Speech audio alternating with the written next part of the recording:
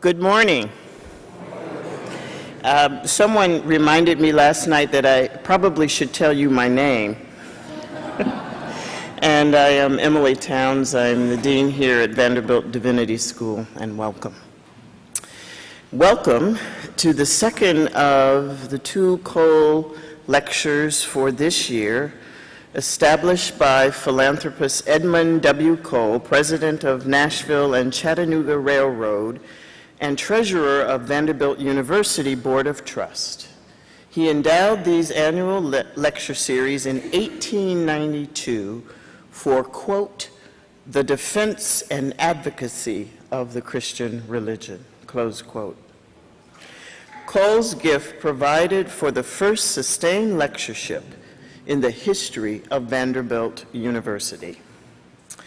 I read those gathered last night, a very long list, which was not all of the list, of scholars who have given the Cole lecture. But today, we simply want to welcome back Dr. Elaine Pagels. I also want to welcome those who are joining us for the first time this morning. We also welcome those who are watching via live stream and those who will watch the archives of these lectures. This year's co-lecturer, Elaine Pagels, is the Harrington Spear Payne Professor of Religion at Princeton University. She grew up in a family of scientists and was taught that scientific discovery had made religion obsolete and, if not, irrelevant. But something happened along the way, and Pagels is now one of the world's leading scholars of religion. Inquisitive, thorough, and relentless, her scholarship has changed the historical landscape of the Christian religion by exploding the myth of the early Christian church as a unified movement.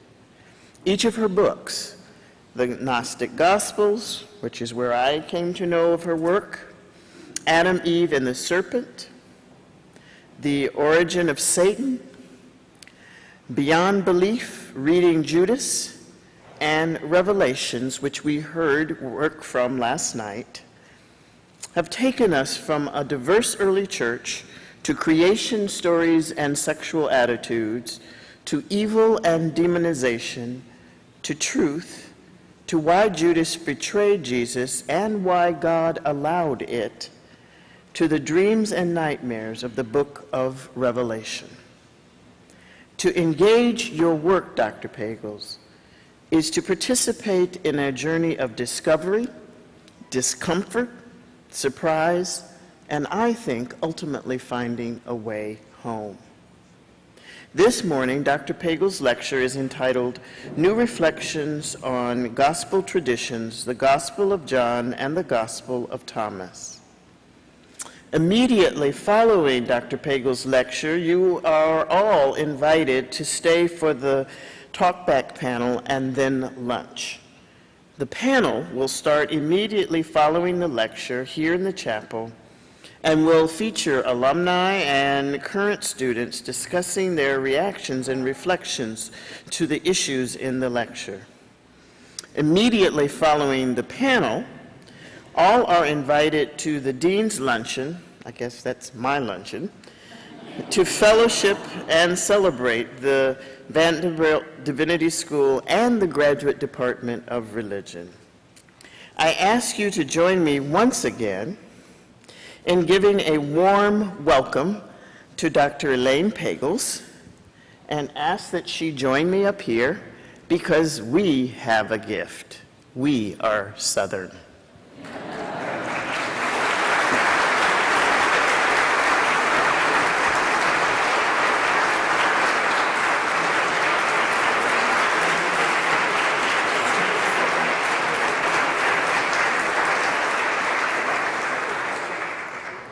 She loves it.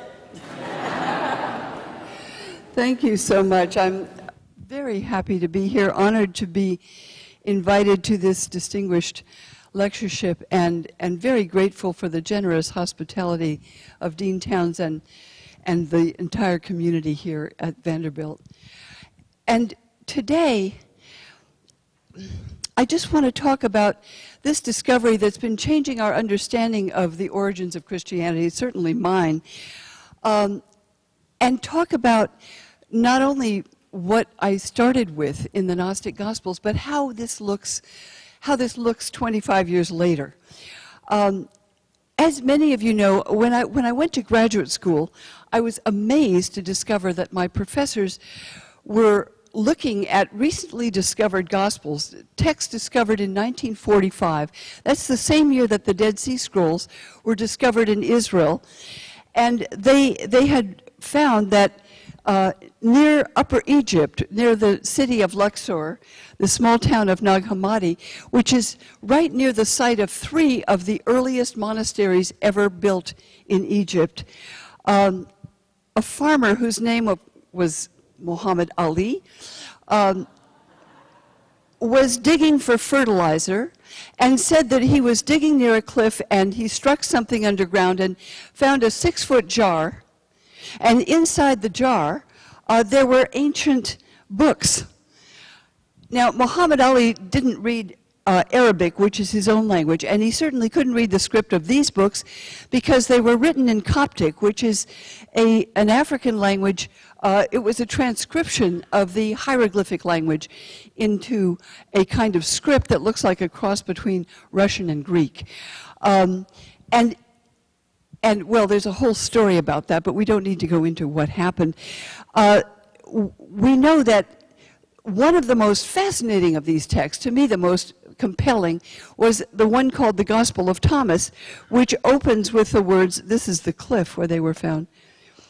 The Gospel of Thomas in Coptic, and it ends with the, in Greek, the Gospel according to Thomas, opens with the words, these are the secret sayings of Jesus, and Didymus Judas Thomas wrote them down. And you recall that Judas Thomas is one of the disciples in the Gospel of John, mentioned as one of the followers of Jesus.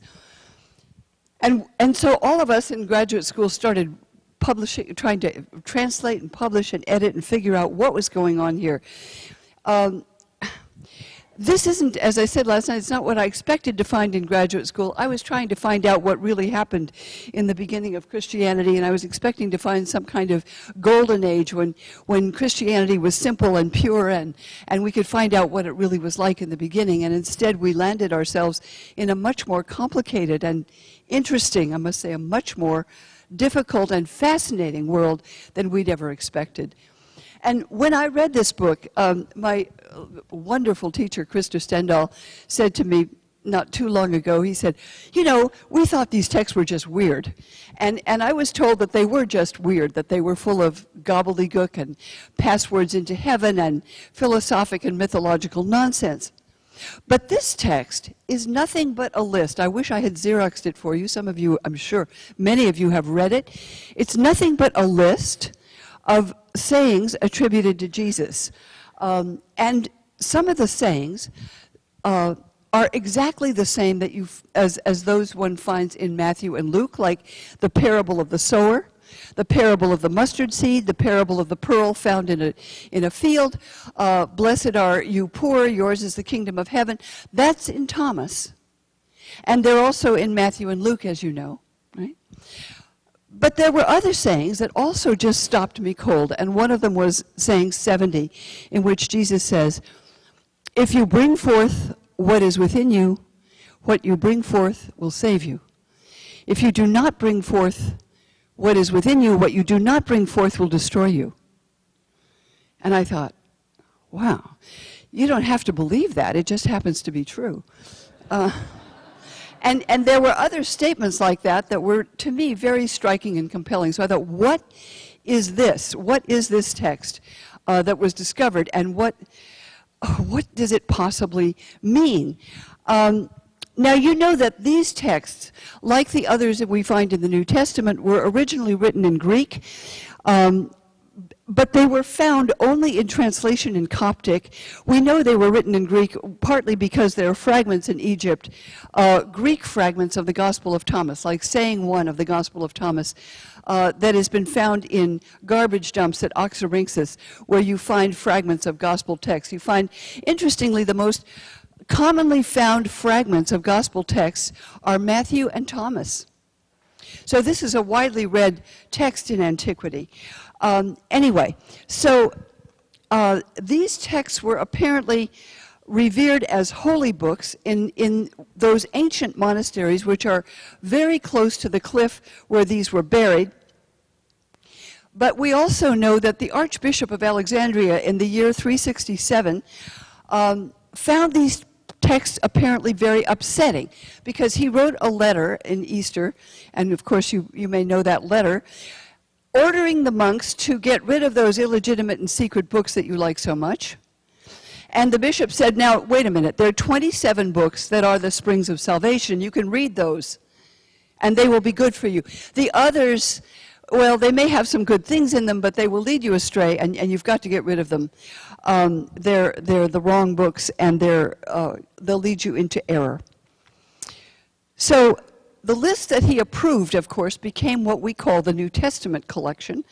And the others, well, we don't know what happened to everything in the monastery library, but apparently somebody disobeyed the Archbishop's order and took a bunch of books. There are 13 codices, 13 volumes. Each one has about 5, 6, or 7 individual texts in them, like the Gospel of Philip and the Gospel of Peter and the Revelation of Paul and the Revelation of Zostrianos and the secret revelation of John. And, well, you know, there are 51 texts like this, attributed mostly to Jesus and his disciples. Somebody took those, didn't want to destroy them. These are actually bound in leather, and they have crosses embossed on them. They're obviously precious, important, holy books. And at the bottom of many of the pages, you see the scribe has written, "Christ is holy. Pray for me, brothers. Amen." You know, and then there'll be crosses all the way embossed at the bottom. So these texts had been part of the monastic library, apparently for a couple hundred years, or they had been circulating for a couple hundred years. And we know that before the Archbishop took action, we know that Irenaeus, who was, of course, a famous bishop in Gaul around the year 160 to 180, knew that there were Christians among his congregants and in fact throughout the Roman world who were circulating books that he regarded as illegitimate. So Irenaeus had declared, he wrote, 5 massive volumes called The Destruction and Overthrow of Falsely So-Called Gnosis, ordering people to not read the books that were denounced, and saying, after all, there can only be 4 Gospels. And if you asked him why, he would say, well, there are 4 Gospels because there are, 4 creatures below the throne of God in the book of Ezekiel. There are four corners of the universe and 4 principal winds, and therefore there can really only be 4 Gospels. So you see, it's kind of a scientific approach. But he also would have said, well, actually, it's only because these Gospels are written by eyewitnesses, people who were actual disciples of Jesus, like Matthew and John, and people who were the disciples of disciples, like Luke and Mark. Now, those of you at the Divinity School, certainly that many New Testament scholars question whether the actual authors of these texts go back to the disciples of Jesus, and many New Testament scholars, including my teachers, think that's highly questionable. We just don't know. The other thing we do know is that many of these texts, like the Gospel of Philip and Thomas, and for that matter, the Gospel of Mary Magdalene, do go back to followers of Jesus, or they're attributed to those people. We don't know, in any case, who actually wrote these or the ones in the New Testament. So there are plenty of puzzles here. And so when the Gospel of Thomas first appeared, the distinguished editors, this was published in 1957 by Michel Malanin and Gilles Quispel from Holland, Henri Charles Puech, French, Dutch, German scholars published the Gospel of Thomas. And they said, well, this is the first stage of research. What are we dealing with? They said, well, we know that there were all these Gnostic Gospels, which means bad ones. These are not the right Gospels. And we know what Gnostics are. We know Gnostics teach dualism, and they teach negative views of the world, and they hate the body, and they teach all kind of mythological nonsense and philosophical speculations. I mean, it's really terrible things. So these scholars, when they published the Gospel of Thomas, they said, well, what do we think is the date of this text? Well, it's not one of the right Gospels, right, which are, as you know, dated between 70 and, say, 100 of the first century. They said, well, this is obviously a wrong kind of Gospel, so it must be at least a generation later. So they dated this to about 140. And they thought they knew what they were dealing with, so they said, well, of course, it's a Gnostic text, so we know what we're going to find. And when they read this text, which is just that list of sayings, and they didn't find philosophical ideas, and they didn't find mythological nonsense about the universe up there, they didn't find the kind of garbage that my professors told me would be there, they just decided, it shows you how sneaky heretics are. So they decided that they would read them in. And you can read many publications by early scholars of this, and actually some contemporary books on New Testament study, one by a professor in a close state to here, which I will not mention, who says you can't read the Gospel of Thomas unless you understand all the mythological baggage that really lies behind it, but it's not in there. So that was the first stage of research. Then when I got to graduate school, professors began to say, wait a minute, a lot of this Gospel of Thomas, as I said, is just the same as it is in Matthew and Luke. Parable of the sower, blessed are the poor, all of those things, mustard seed, the treasure found in the field. Jesus says so many things here that are in Matthew and Luke, and by the way, they're in the Q source. Now, could this be the list of sayings that Matthew and Luke used to write their Gospels? So the second stage of research was initiated by Helmut Kester, one of my teachers, who said, no, we don't think this is a late Gospel. We think this is maybe the earliest kind. This is like the Q source, and he actually wanted to date it to the year 50, which would make it 20 years earlier than we think Mark was written. And so many people took that and ran with it. John Dominic Crossan wrote about this as the earliest gospel and probably closest to the original teaching of Jesus. That started a whole cottage industry among scholars looking for the early teaching of Jesus in the Gospel of Thomas. Right? Now, I don't think that really works either. So at this point, I would say I belong to a third stage of research that says, what is this Gospel of Thomas? Well, it looks like a composite of early sayings of Jesus, like some of the ones we mentioned that you find in Matthew and Luke, and other sayings which are probably added later and otherwise unattested. We don't know whether Jesus would have said them. Did he have a secret teaching? I mean, if he did, he would be like other rabbis of his time who would teach one thing to the congregation and something else to the disciples in private. Did Jesus teach these things or not? We don't know. Are the other sayings simply added by other people? We don't know. But anyway, I think it's a composite of early teachings of Jesus, well known, and others which we don't know where they're from. But anyway, I found them very interesting. So the earliest teachings, I was talking with Dean Towns about this because we both learned that the Gospel of Thomas has much in common with Matthew and Luke, as I mentioned, in those teaching traditions. And so when I decided to look at it again, I thought, well, let's compare it with the Gospel of John. Because actually, when you compare it with the Gospel of John, you know, many people think John had a different, had access to different teachings of Jesus or different teachings traditions.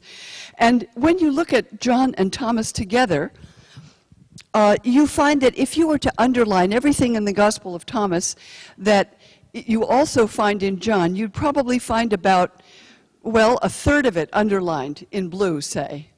And if you underlined everything in the Gospel of Thomas you found in Matthew and Luke, you'd find another maybe 25%.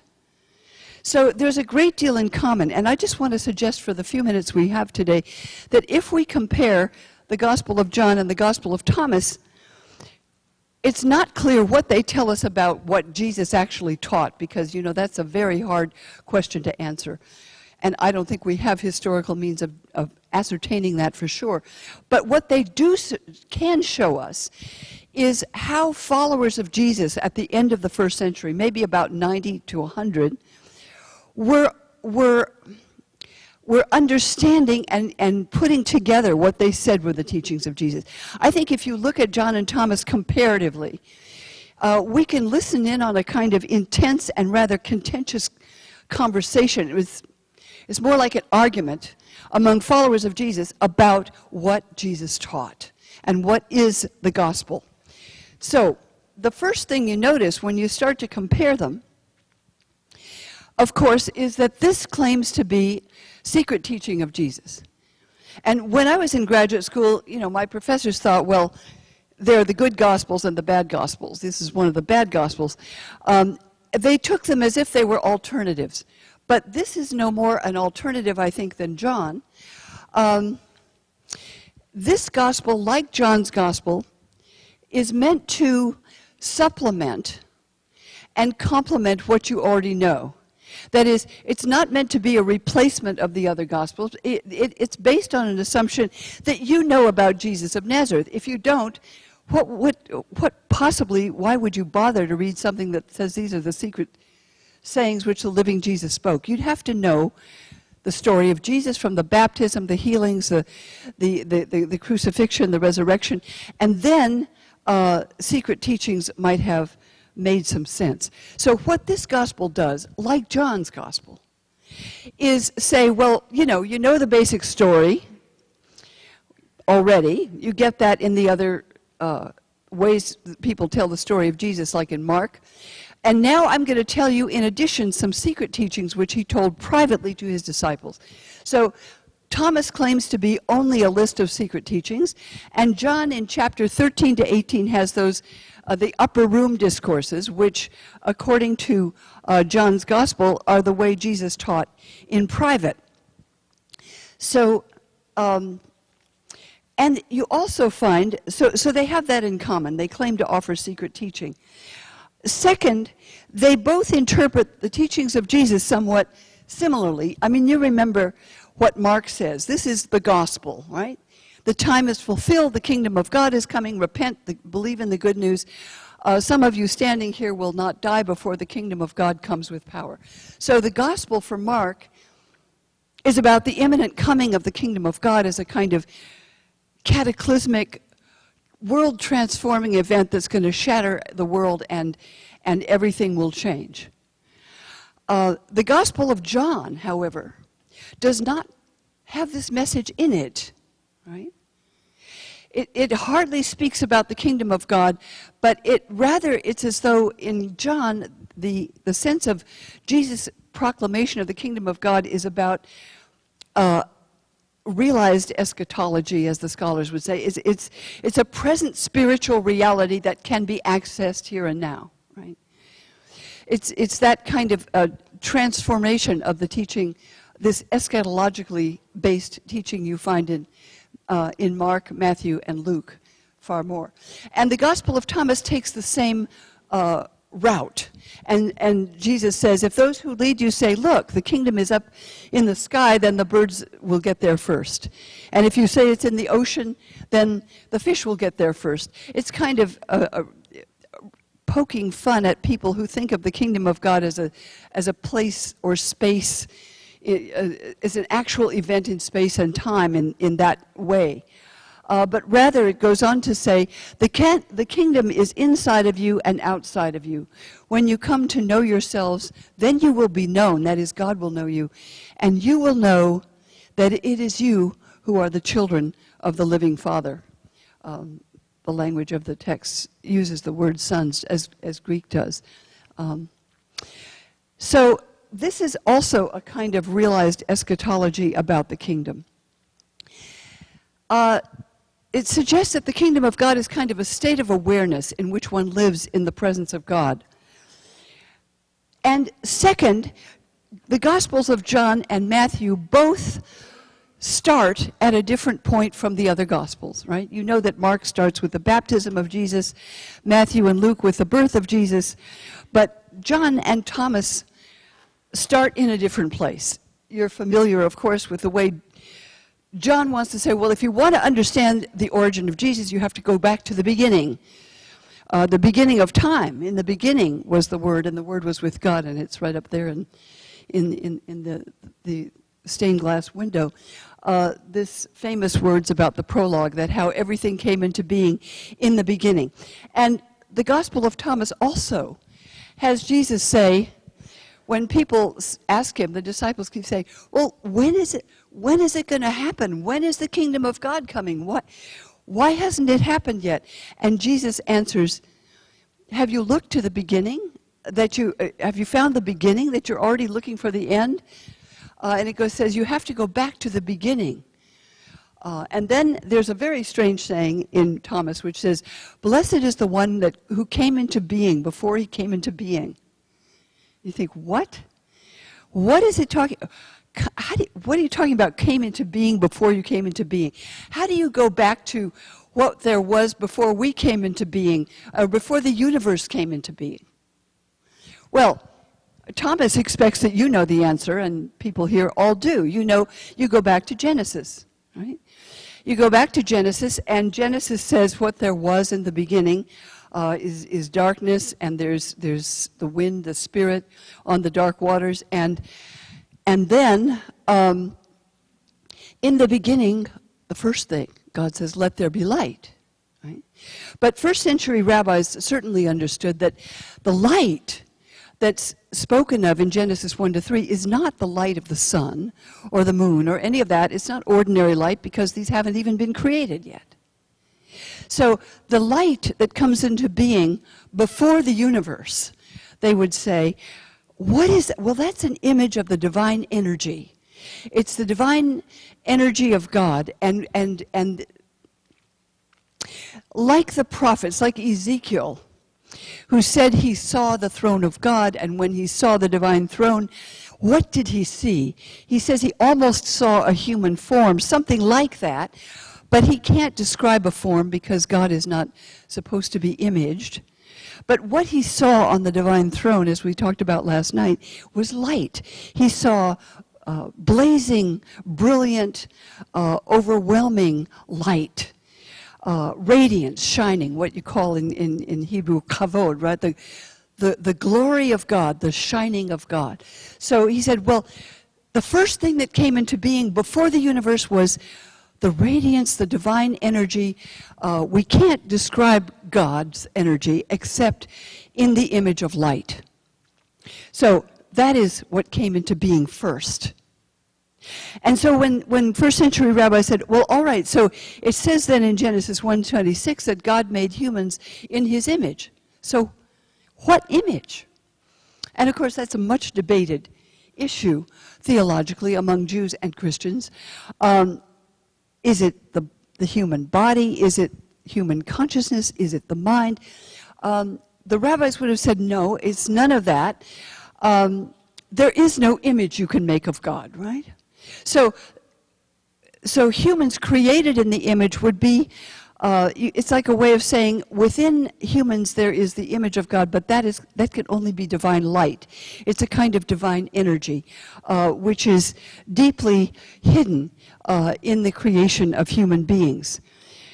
So the Gospel of Thomas suggests that, and both Thomas and John actually want to say, well, okay, who then is Jesus? And both of them give the same answer. Again, you remember that John has Jesus say, I am the light of the world, the one that enlightens everyone coming into the world, in the prologue and so forth. Jesus is the light. And Thomas has this saying, which I find quite beautiful. Jesus says, I am the light that is before all things, that is before the creation, before all things. From me all things came forth, to me all things extend. Split a piece of wood and I am there. Lift up a rock and you will find me. So this is as though it speaks about the divine light that came into being, that brought the world into being, the divine energy that not only pervades the world, but every human being here, right? And even the rocks and the stones and the logs. It shines through everything in the universe. You will find this very much manifested in later Jewish mystical thought. This vision of the divine light pervading the universe. So here in the Gospel of Thomas and also in John, Jesus speaks as if he were the manifestation of that divine light. So those are great similarities between Thomas and John. They start in the beginning, they have a sense of realized eschatology, and they speak of Jesus in this way as the light that comes into being at the beginning of time. So how do you find access to the divine? Thomas says, in saying too, well, you have to look for it. Let whoever seeks continue seeking until he finds. When he finds, he'll be troubled. When he's troubled, he'll be astonished. This is a painful, disturbing, upsetting search because it challenges the way we ordinarily understand who we are and everything in the world. Right? This is a process of seeking. That's how you look for the divine, and that's the only way you find it. But according to Thomas, when you look for it, you can find it. You find it not only in Jesus, but you can also find it in yourself. Right? Because in this gospel, the good news is not just about Jesus. Who is Jesus? That is the driving question of Mark's gospel and really of John's and all of them in a way. But here, the question is also, who are you? And this gospel's message is that you and I also come forth from the divine light, since we're all created in the image of God, and that creates a hidden link between God and the whole of being. So this gospel suggests that ordinarily we are unaware of our connection, the hidden link through this image. And we identify ourselves in completely different terms, right? So anyone here, if I identify myself, Elaine Pagels, I grew up in California, and I can tell you a lot of things, and you could tell me your name and gender, race, background, social, political, religious affiliation. That is, everyone here has a different name. We come from different places. We have different points of origin and so forth. And we identify ourselves as we would to each other by how we differ. The Gospel of Thomas says, yes, but when you come to know who you really are, you understand that we are children of God and that we are actually kin. That is, that we're connected not only with God, but also with one another. So according to Thomas, Jesus teaches a different kind of identification. It's not about how different we are from each other. But this is probably a baptismal saying. These are the questions somebody asks you when you go to a different country. Where do you come from? Who are you? What is your family background? Right? And you could say, well, I come from that place, and my name is such and such, and this is my identity. That's all about difference. But Jesus, according to this, before one achieves baptism within this group, he says, well, when people say to you, who are you? Say, we come from the light, where the light came into being at the beginning of time. That is, we all come from the same place. And if they say to you, well, who are you? Say, we are its children. We're the children of the light. We're children of the living Father. That's who we are. And if they say, well, how do you identify yourselves? Tell them movement and rest. This all comes out of Genesis. right? That God acts and that God rests. And says when that movement and that rest is how you identify who you are. You all come from that. So, the Gospel of Thomas, as you know, is attributed to the disciple. He's called in John's Gospel Thomas Didymus. Right? But Thomas in Aramaic means the twin. It's not a name, it's a nickname. His name is Judas. It's Judas Thomas. Didymus Judas Thomas is what John calls him. Although in the other Gospels he's just called Judas. He's not, and then they will say Judas, not Iscariot, the other Judas. Right? So Thomas, calling him Thomas means that they're calling him by his nickname, the twin. And Didymus, of course, is Greek for the twin. So it means Thomas the twin, the twin. So when Jean de Rest first looked at this gospel in Egypt, where he encountered it in an antiquities dealer's shop, he thought, wait, are they trying to say Jesus had a twin brother? What is going on here?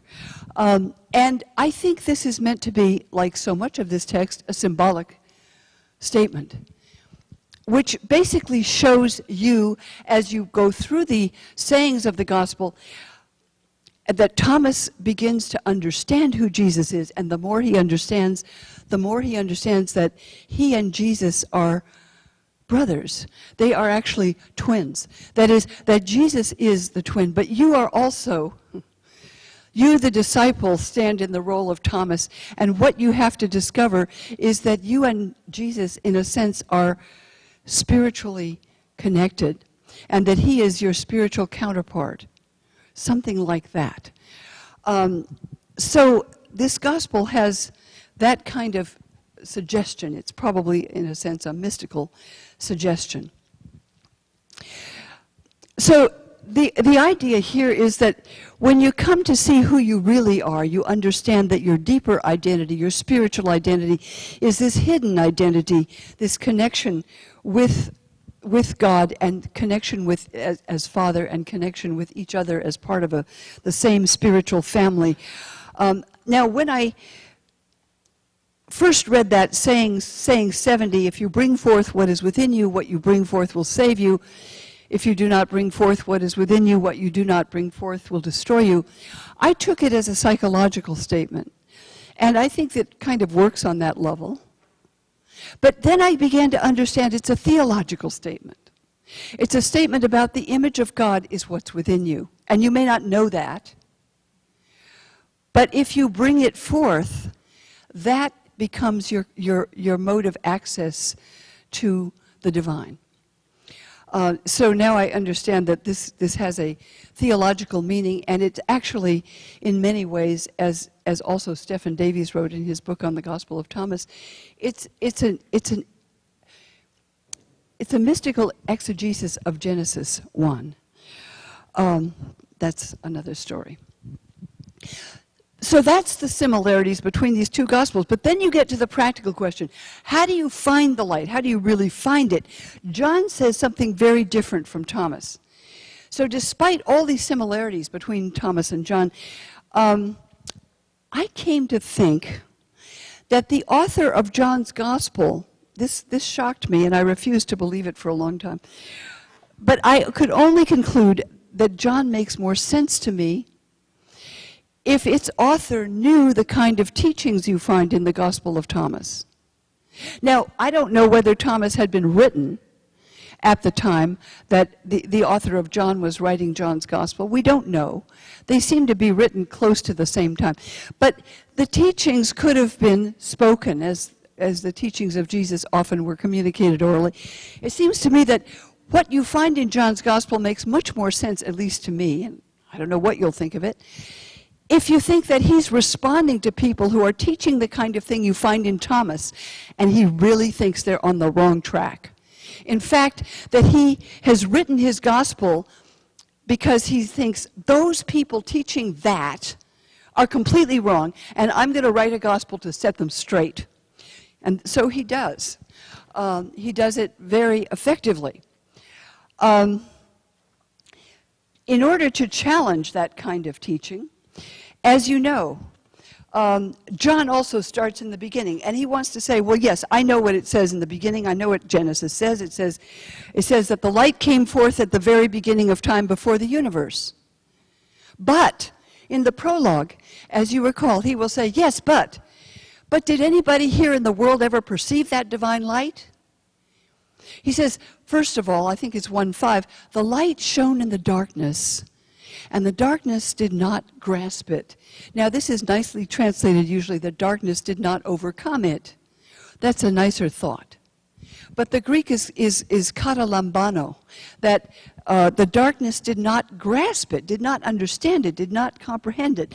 It's as though there was light in the beginning of time, but the world was sunk in sin and darkness and ignorance, and therefore it didn't penetrate the darkness in which the world was plunged. So John says, well, all right, so the light shone in the darkness, but it didn't penetrate to the world. So then it says in 1:11, so the light came to its own, and by the way, here it's translated by Christians as he came, because they take it to mean Jesus of Nazareth. That's a reading of John. But the light came to its own people. It could mean Israel or human beings, and its own did not receive the light. That is, the light that went to Israel was not fully perceived. That's John's message, certainly. So, as you know, the light had to come again in a more explicit form that could be perceived by the human beings who are lost in a kind of dense darkness and ignorance and sin in the world, right? And so John says, yes, so the Word, the light, became flesh and dwelt among us, and we saw his glory. That finally, only when Jesus of Nazareth was incarnated in human form, as Paul will say in Philippians 2, only when he came in the form of a human being, did we see the glory, the shining, the radiance of God, that light. Then we saw it, finally, because we had to see it in that form. And this is the glory of the only begotten Son of God. Now, you know John's Gospel. And you know that John's favorite word is this word, monogenes, only begotten. Right? So, Jesus in John, you might ask yourself, why is Jesus always standing up and saying, I am this, I am that, I am the door, I am the way, I am the light, I am the path, I am the resurrection, I am whatever, the vine. That is, Jesus is always doing what the scholars call I am sayings. I am whatever you need. I am the bread come down from heaven. I am the water of life. I am the divine source that you long for, right? In whatever metaphor you use. But John wants to say, but, by the way, he's the only one. He is monogenos. He is the only begotten Son of God. Only Jesus is the manifestation of the divine light. So John wants to say that you and I may become God's children by baptism, but not in any way comparable to Jesus. Because Jesus is monogenes, that Greek word, the only one born, it means single or unique, right? So John's favorite description is that Jesus is absolutely single and unique, and that you and I are not in any way like Jesus.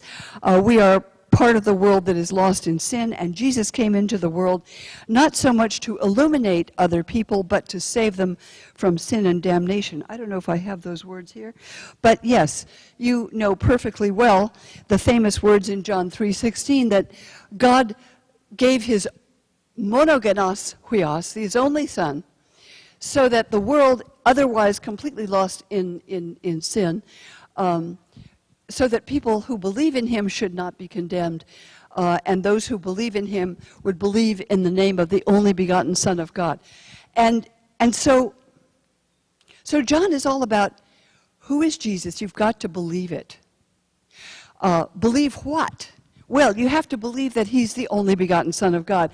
And Jesus speaks about this in a very different way from the Gospel of Thomas. You remember that the Gospel of Thomas has Jesus say, "You come from the light where I came from. That's what you don't know about yourself."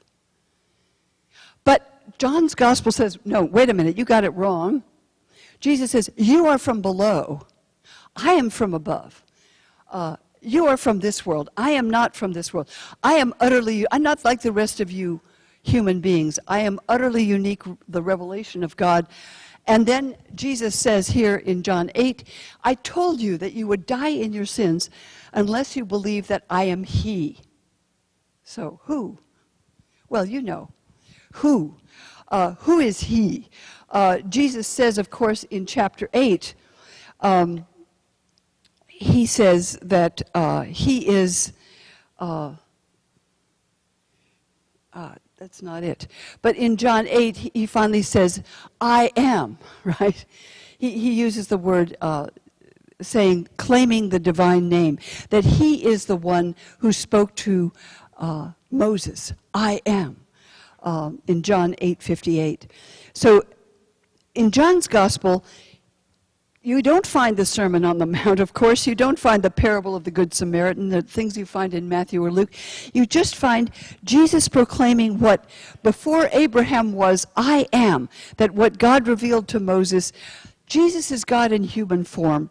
And in John's Gospel, it is Thomas who grasps this at the end and finally says those famous words, "My Lord and my God."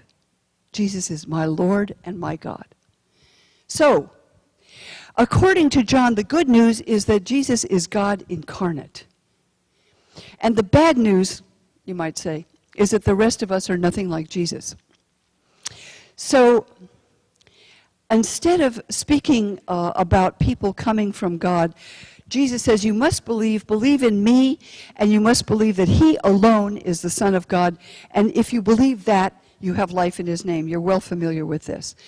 But what John's Gospel does, I think because he associates Thomas with false teaching, his Gospel alone turns Thomas into a character. You know who he is, right?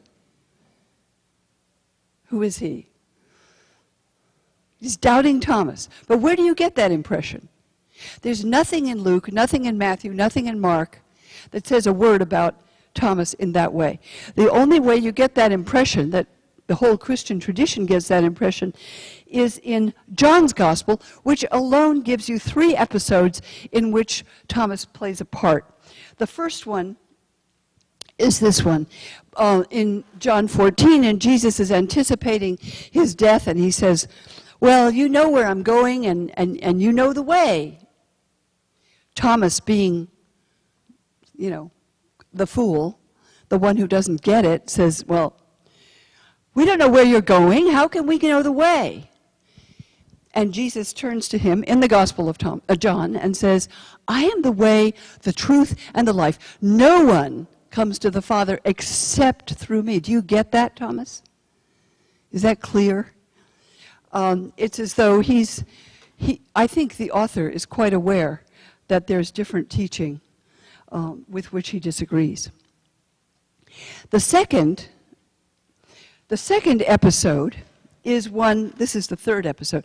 The second episode is when Jesus tells His disciples He's going up to Jerusalem and He's going to wake Lazarus, and He's going to bring Lazarus back to life. And Thomas says, "We'll go with Him, we'll die with Him," meaning that's not going to happen. So Thomas is the doubter. Thomas is the one who doesn't get it. Thomas is the one who doesn't believe, right?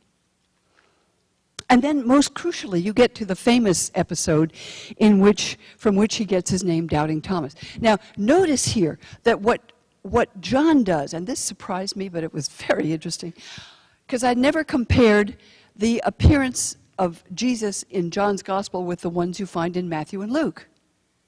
Matthew and Luke tell how after the death of Jesus, remember, Jesus appears to them. He comes through a closed door, and He appears, and He says, "You are my disciples," right? And he gives them the power to his authority. That is, Jesus transmits to them his own authority. Now, who is present? Luke tells you exactly who. There are 11 disciples. And you know the one missing is Judas Iscariot. Of course, the betrayer is not among those to whom Jesus transmits his authority after his death. Matthew also tells you that Jesus appeared to the disciples. John, interestingly, John says, I wonder if I have that here. I don't know if it's on here. This is a difference. It says, Jesus appeared to the disciples in John's gospel, and he does three things. He says, well, let's go back, because this comes a little later. The first thing John's account says is that Jesus breathed upon them the Holy Spirit. That is, he transmitted the Holy Spirit. The second thing he does is tell them that they are to be his apostles and representatives. And the third thing he does is he gives them his authority to remit sins. That's John's account of what happens in the transaction when Jesus returns and speaks to his disciples in a resurrected state. So they become the bearers of his tradition. But it's the next line that really struck me, because this isn't in Matthew or Luke. John's Gospels, but Thomas, the one called the twin, he wasn't there. He wasn't with them. And when they said, so he missed this meeting, right? And he didn't receive the Holy Spirit, he didn't get the authority, he wasn't among them. And when they said to him, hey, we have seen the Lord, you know what he said. He said, I don't believe it. That's Thomas, right? He doesn't believe anything. He has to experience. And the whole Gospel of Thomas is about experiential seeking and knowing for yourself, not taking somebody else's word for it. And John's Gospel is all about, take my word for it. I'm an authoritative witness. So anyway, Thomas, true to form, says, I don't believe it. And then it says Jesus actually came back a second time just to rebuke Thomas. And he came back and said, all right, well, you don't believe anything you can't see for yourself. So here, you can see for yourself, you can touch my wounds, and you can see that I'm actually resurrected. And at that point, Thomas, you imagine he falls on his knees and he capitulates to John's view of Jesus. And he says, now I get it, you're not my brother, you're nothing like me, you are my Lord and my God. And so that is where John leaves the story. That it's necessary for everyone to recognize Jesus and believe the witness of others without asking for that kind of proof. Here Thomas is rebuked for, don't be doubting, but believe. Thomas is rebuked for being faithless. So John takes this insistence on, I've got to understand it through my own experience, as a kind of evidence of a faithless, doubting, skeptical approach. And Thomas, which Thomas exemplifies, and Jesus then says, blessed are those who have not seen and yet believe. So I think John wrote this with some satisfaction. That even Thomas finally got it, he admitted he was wrong and John was right. Seeing Jesus, he's overwhelmed and so forth, and he speaks about Jesus in the right way from John's point of view. Now you know that Christian leaders adopted, of course, the Gospel of John and not the Gospel of Thomas. This different interpretation of the teachings, I think Helmut Kester is right that they are based on common teaching traditions about Jesus as the light, about the beginning of time, about the incarnation, but they move in very different directions. And the churches, as you know, adopted John's view, and then you get hundreds of years later the creed that will speak of Jesus as God from God, light from light, true God from true God, begotten, not created, of one being with the Father. That is utterly unique, taken to its highest possible imaginable level. And that, of course, has an enormous influence on the history of Christianity. one final comment. I just don't want to leave without mentioning the issue of gender, because many of you know that the Gospel of Thomas ends very weirdly as Peter says to Jesus, "Tell Mary to leave us," Mary Magdalene, "because she's a woman and not worthy of life." And Jesus says, "I will take Mary and make her a male so that she can become a living spirit resembling you males. For every female who makes herself male will enter the kingdom of heaven." I remember reading that in graduate school at Oxford, and I thought the whole place was designed to turn women into men. But I would just like to suggest that if you look at the Gospel of Thomas, saying 22, and the episode in 61, where Salome, this is not, of course, the nephew of Herod, but Salome, the follower of Jesus, speaks to Jesus, and she says to him, "Who are you, man, that you've come up on my couch and eaten from my table?" It sounds very sexually charged. And he rebukes her and says, "No, I'm not going to answer you in those terms, in terms of difference of gender." He says, "I am the one who comes from what is the same. Whoever comes from what is the same is full of light, and whoever comes from what is divided is full of darkness." And this, I suggest, goes back to Genesis 1:26 and 27, which suggests that God created Adam, that is humankind, in his image. And many interpreters in the first century, like Philo and others, said, but only later we became actual humans divided by gender. And that division by gender is not in the image of God, because the image of God is the primordial human made in the image. And in Hebrew, that's definitely a male being. That is, the Hebrew says, in the image of God, he created him, and the word is lo. Male and female, he created them. So when one understands who one is spiritually, it's in the image of that primordial being, here described as you would expect in this ancient Jewish text, in a masculine image, thought to be generic, before you get to the level of gender. So I just want to mention that that's part of the way people are taught to identify themselves in this text. But there's a great deal else we could discuss, and I hope we will in the talk back session. Looking forward to that. Thank you.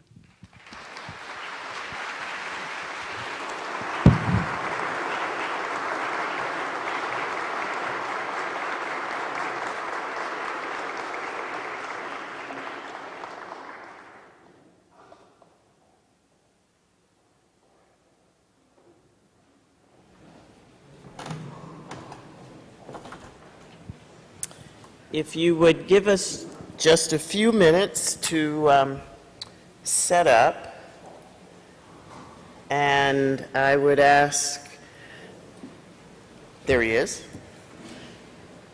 Professor James Bird, whom we know best as Jimmy, to come forward.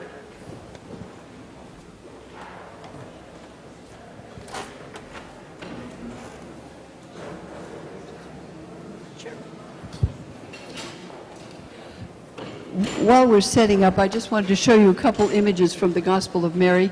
This is the Thomas. The Gospel of Mary Magdalene, often taken as a prostitute, appears in the Gospel of Mary from antiquity as a disciple of Jesus, not the lover of Jesus, not the wife of Jesus, but an important disciple who actually rebukes Peter. It's as different a view as we find from Thomas, from Doubting Thomas, in the Gospel of Mary Magdalene. I just couldn't help sharing that with you. And now, up here.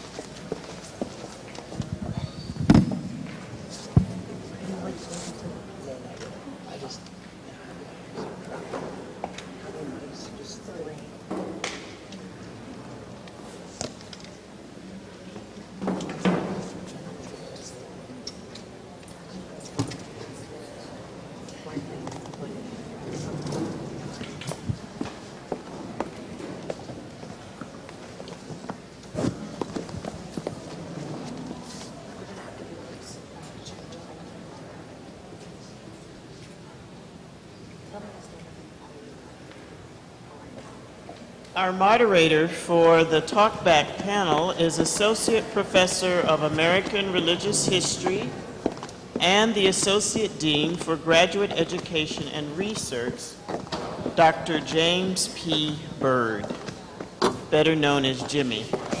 Dr. Bird's research interests center on theology and biblical interpretation in American history, religion and war, the history of Baptists and Methodists in America. His latest book, which was released this summer, is Sacred Scripture, Sacred War, the Bible and the American Revolution. It is a masterful, systematic study of how the American revolutionaries actually used the Bible in their pursuit of independence. Yes, that was a shameless plug for a faculty member. I turn the moderator duties over to Dr. Bird.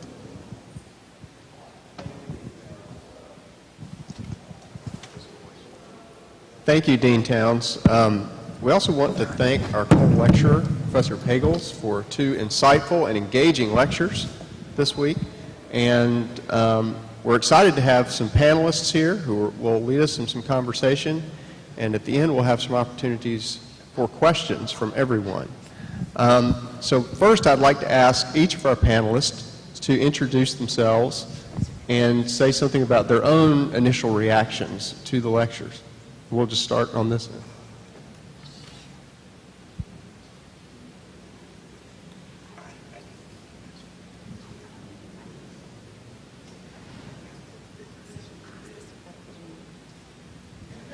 Thanks, Dr. Bird. Okay, hi, I'm Jennifer Alexander. I'm a PhD student here.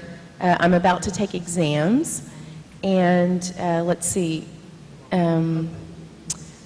interest in the lectures. First of all, I think what I appreciate in general is Dr. Pagels' passion for sharing what she's discovered with larger publics, so she doesn't just stay within academia, and her passion for showing us some of the diversity that she's encountered in formative Christianity. So that's one of my interests. Also, I'm working on Matthew. I'll be doing some work on Matthew in my dissertation when I get past my exams. And Dr. Towns, when you spoke, you talked about a journey of discomfort. And Dr. Pagels, you mentioned saying 2 of Gospel of Thomas, and that was striking to me because there's this idea of when you find you will become troubled. That's me. That kind of defines my scholarship. So I'm interested in Matthew. I'm interested in some of the violence. I'm interested in the violence in Revelation. I don't have the guts to deal with Revelation. Very interested in anti-Semitism, anti-Judaism, and the Holocaust. I'm Monica Weber. I'm a third-year MDiv, graduating in December. I'm seeking ordination in the Lutheran Church, ELCA. When I told my son, my 16-year-old, that I would be here, he said, "Oh, I know her. She's on TV."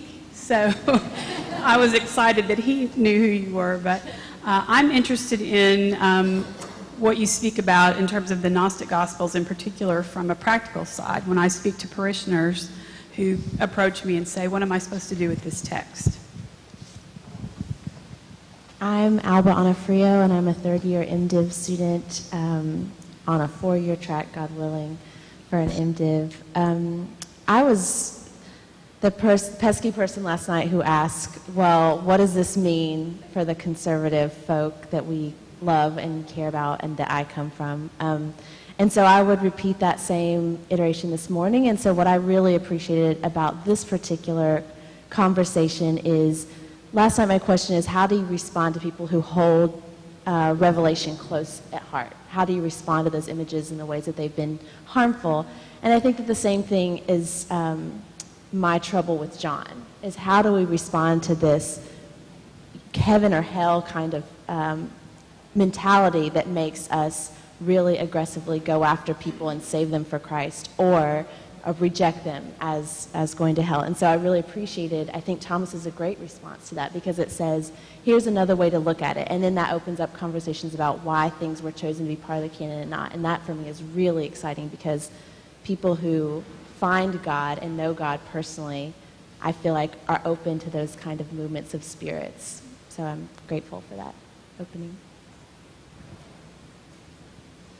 Hello, my name is Nicholas Shazer. I am a third-year PhD student in the history of religion, and within that, I study Jewish texts in the few centuries immediately after the New Testament, so rabbinic literature, and I have a minor in New Testament. So my project is a comparative one, comparing later Jewish texts with the New Testament, pieces and paragraphs, and trying to figure out how these parallels can illuminate both texts. And so Dr. Pagels' project here today with the Gospel of Thomas is very similar to what I do with Jewish texts.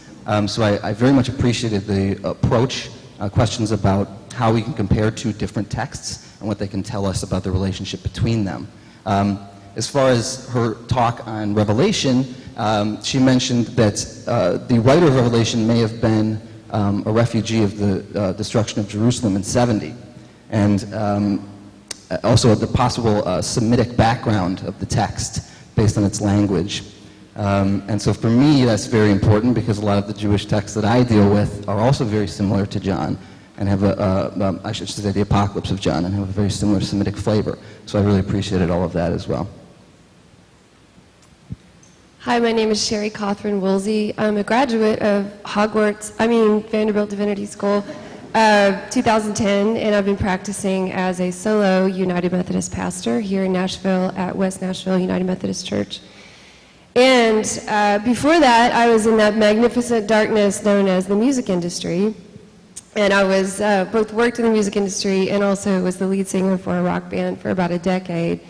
What's interesting about being here at this table today for me is that as I was touring all over the United States and parts of the world, I carried with me this heretical book that was called The Other Bible. And within this book were several of these Gnostic texts. And this book became my sort of armor, I suppose, in the darkness of the music industry. It became a kind of compass for me. It also became a way of re-narrating my own story, which had been sort of dragged through a fundamentalist Southern Baptist upbringing. Not that Southern Baptist always has to be synonymous with fundamentalist, but it really helped me to re-narrate my own story. And so I think that these texts are rehumanizing texts. And what I really loved about the Revelation speech last night was that I think you showed us how John really provided a sort of script, a sort of re-narration out of the chaos that was. And, it's a beautiful text for helping us to re-narrate the chaos of our own world. And in today's lecture, I really loved the talk about unity and about how particularly the Gospel of Thomas brings us into this idea that we are one as human beings. As Jesus says in 28 of the Gospel of Thomas, my soul aches for the children of humanity.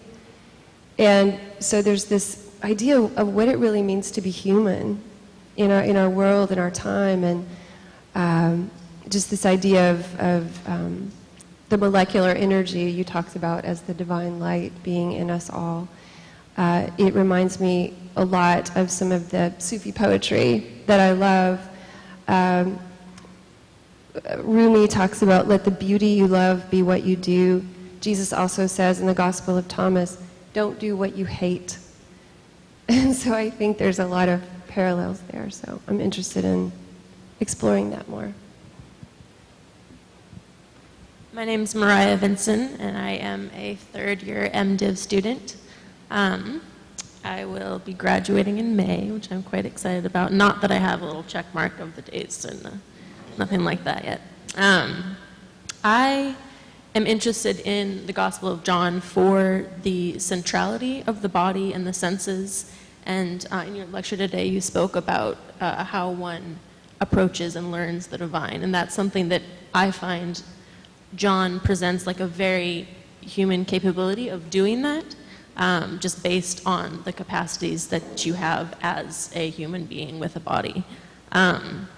I did forget how much I liked Thomas. I studied it somewhat in my undergraduate, and then I was reading some this morning, and then with what you presented. It's very freeing, I feel, so I appreciated the parallel between those two. Another thing about what comes from Thomas, I feel, is I just, with all the study and with like, this is the canon, this is the Bible, I forget to take the wide view sometimes, and to just see what else has been written in people's efforts to learn God. And I think Thomas is a really good example of that, you know, of another story or another piece of the story that is not necessarily attended to all the time. So thank you for that. Well, there's much to respond to, and just a couple of comments. Thank you very much for these comments. I find it liberating if one sees that there's not just one story in the history of Christianity. I mean, that, you know, it's often been taught as if, well, Jesus taught this, and then other people interpret it, and it becomes a grander and grander symphony, and it's all a simple continuity.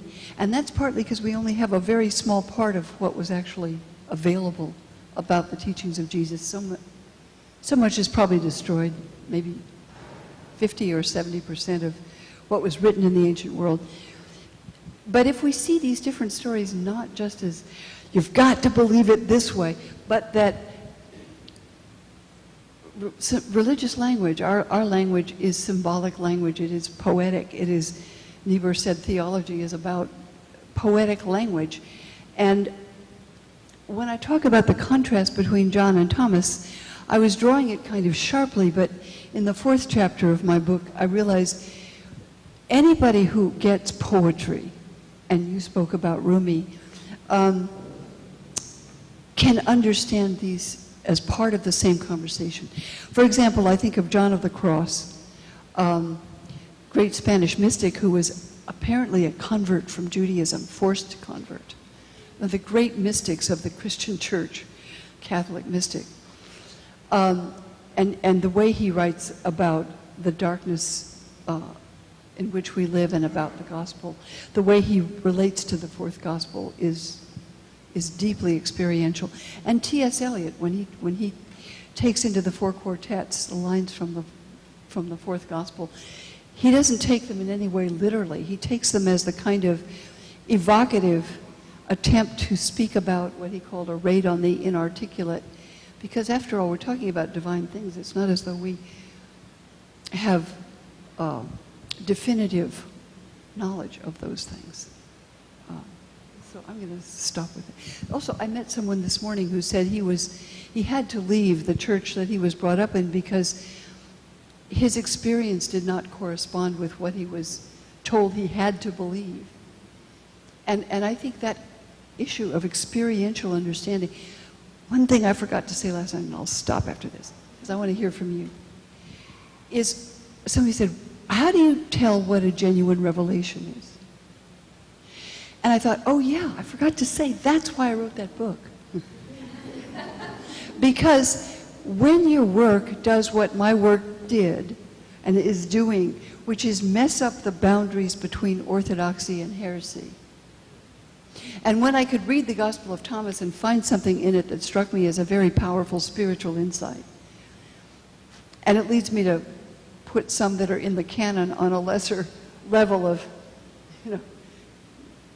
authority, yes, that's the right word. It comes from oneself, autos, right? Autos in Greek.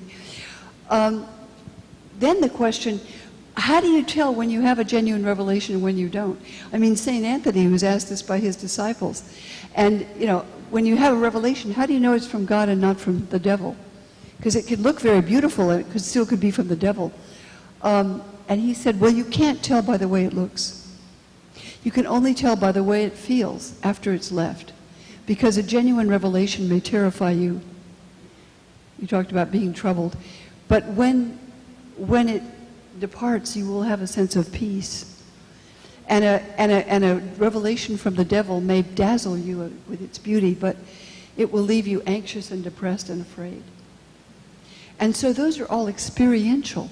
And I thought, when your work messes up the boundaries, orthodoxy is supposed to say, look, these are the right gospels, this is the truth, believe that, then you'll be fine. This is obviously garbage, so avoid that.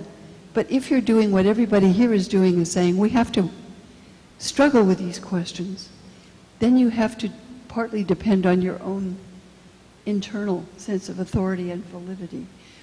I was just reading Emerson, who said spiritual activity is self-evidential. It isn't always, but one would hope so. Anyway, stop. Now we'd like to just open it up for conversation on the panel. I think you have microphones. They should work. If not, you can borrow mine. So.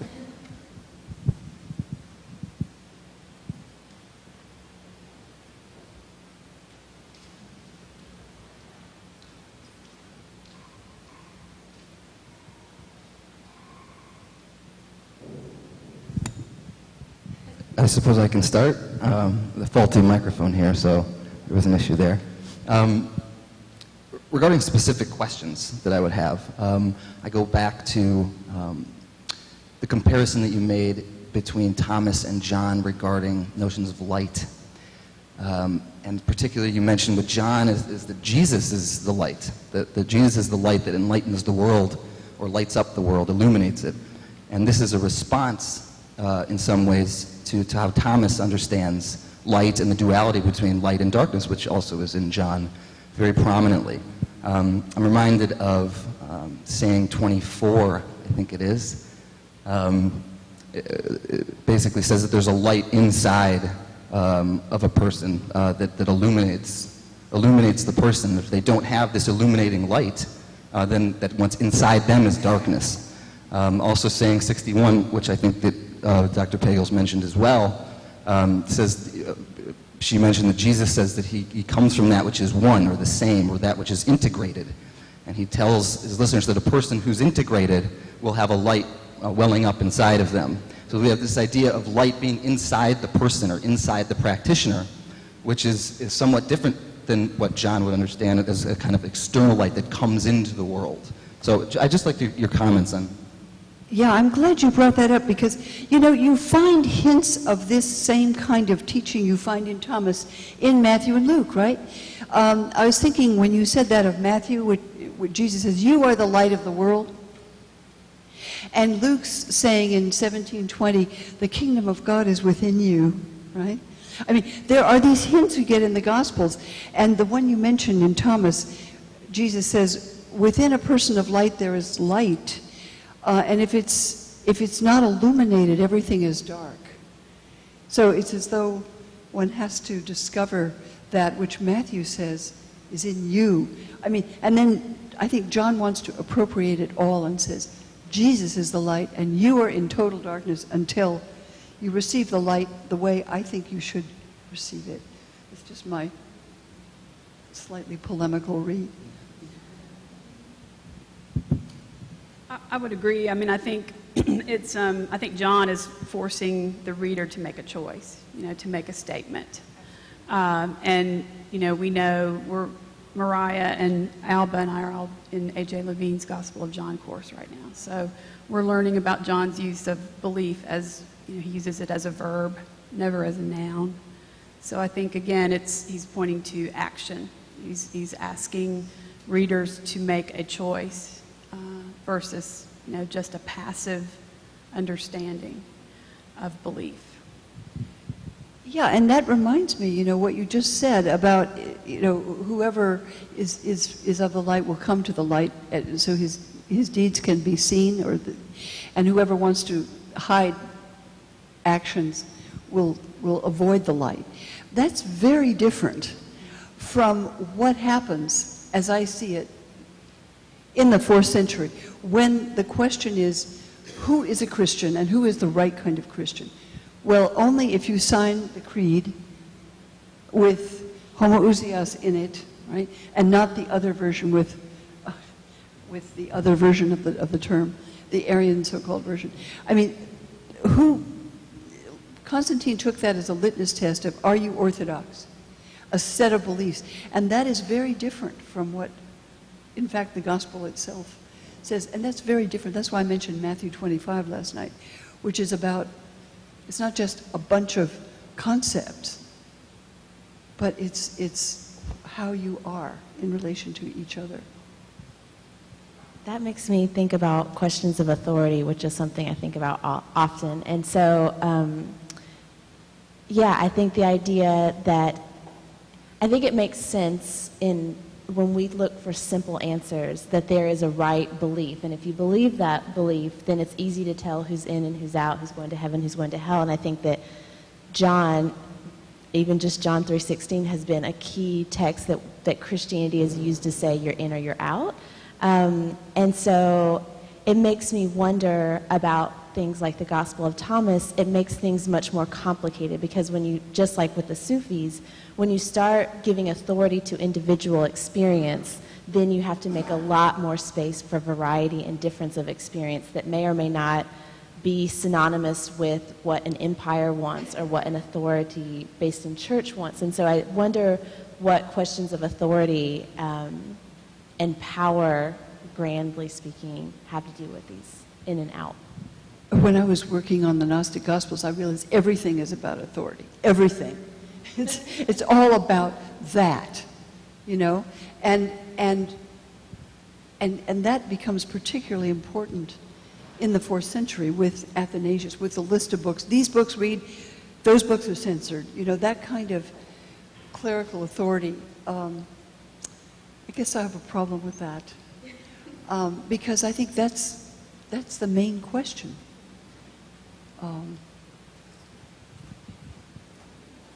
I was thinking of the verse in Thomas that talks about Jesus saying, if you know yourself, you will not experience poverty, but if you don't know yourself, it leads to poverty, or you will live in poverty. You are poor.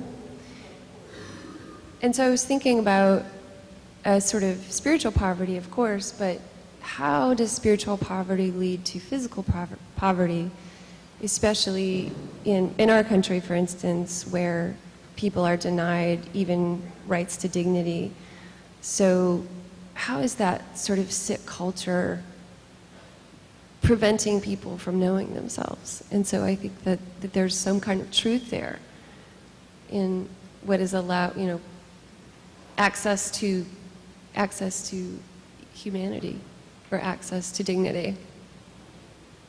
You know, some people think there's no ethical statements in Thomas, but of course the primary one is love your brother as like the apple of your eye, the pupil of your eye.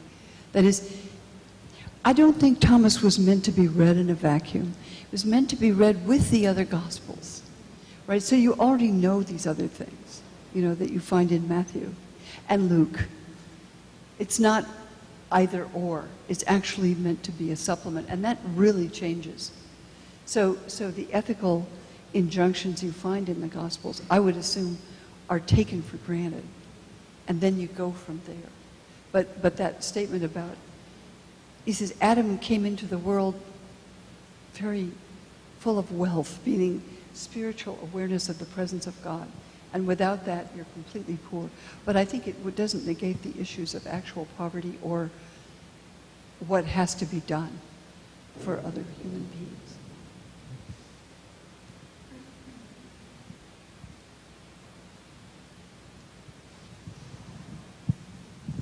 Well, I have a question, and it has to do with the American Revolution, of course, because that's what I know over the past few years. Religious historians have been fascinated with apocalyptic for a long time, and the influence of apocalyptic ideas in American history and millennialism in American history. Yet when I looked into the revolutionaries and what they thought about apocalyptic literature, there were several concepts. One, a lot of people in the Revolutionary period wanted nothing to do with the Book of Revelation. Thomas Jefferson, I think his exact quote was, it reminded him of something like the nightmares of a raving maniac or something like that. which is not really positive. And then you had several others who did preach on the book of Revelation, clergy, but in many cases they were kind of wary of the symbols other than just the larger assumption that the symbols indicated that the power of Antichrist was rested in Roman Catholicism and Rome.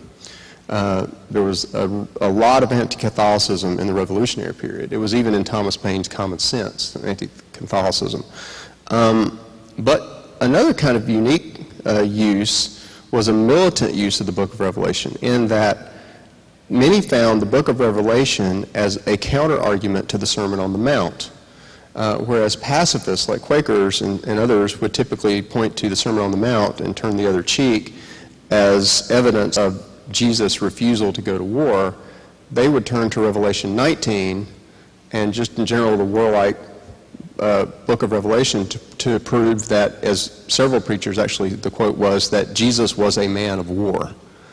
Don't know how common that was throughout history, but that was the way that it was used for the most part in wartime in the book in the Revolution. That's fascinating. It sounds like it's taken from Exodus. The Lord is a man of war. They used that quite a bit. Exodus, I think 15:3 or something. Yes, the Song of Miriam, and then it's applied to Jesus returning with the armies of heaven. This is fascinating. I really wish that I could write. I think anybody could write the history of Christianity as a history of the interpretation of the apocalypse, because I didn't know what you said about the revolution. I'm sure Thomas Jefferson hated it because he couldn't deal with anything that wasn't rational, which is a lot of the biblical material. But understanding how people play out and see themselves living out the conflict that they see described there, to me is fascinating. I'd love to hear other accounts of that. Thank you. Well, at this point, I think we'd like to open it up to questions. So I think we have a few.